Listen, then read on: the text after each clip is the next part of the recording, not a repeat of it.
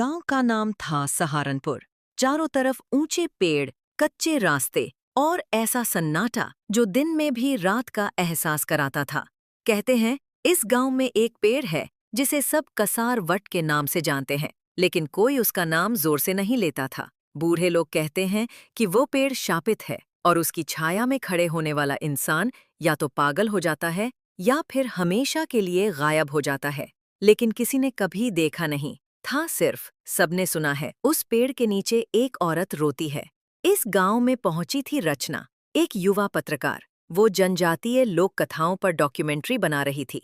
किताबों में जब उसने कसार वट का जिक्र पढ़ा तो सब छोड़कर सहारनपुर चली आई। गांव वालों ने उसे कई बार मना किया, बिटिया उस पेड़ की ओर मत जाना, क्योंकि उसकी छाया में जो गया वापस नहीं आया। लेकिन रचना को इस कहानी के पीछे की सच्चाई जाननी थी। उसने कैमरा उठाया और उस पेड़ की तरफ चल पड़ी। वो पेड़ गांव के बाहर एक सुनसान मैदान में था, बहुत ऊंचा। उसकी शाखाएं जमीन तक झुक रही थीं, जैसे वो किसी को पकड़ लेना चाहती हों।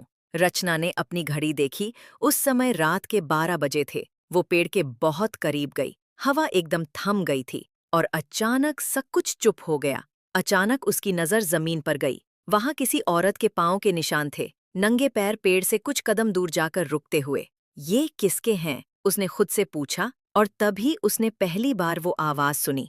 एक औरत धीरे धीरे रो रही थी, मानो उसका सब कुछ छिन गया हो। रचना ने डरते डरते कैमरा जैसे ही उसकी ओर घुमाया, पेड़ की एक मोटी शाखा के पीछे किसी की परछाई थी, और फिर वो सामने आई। एक औरत, सफेद साड़ी में, लंबे बाल, और सबसे डरावनी बात, उसकी आंखें नीली, एकदम बर्फ जैसी। वो औरत कुछ नहीं बोली, बस रचना को घूरती रही।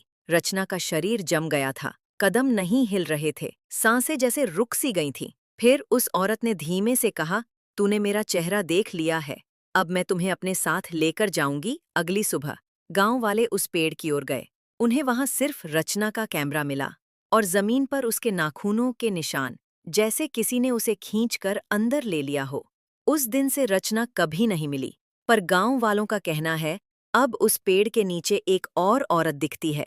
कभी कभी उसके हाथ में कैमरा भी होता है और उसकी आंखें अब नीली है।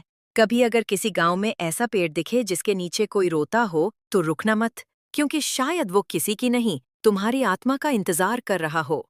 दोस्तों, यह कहानी कैसी लगी हमें कमेंट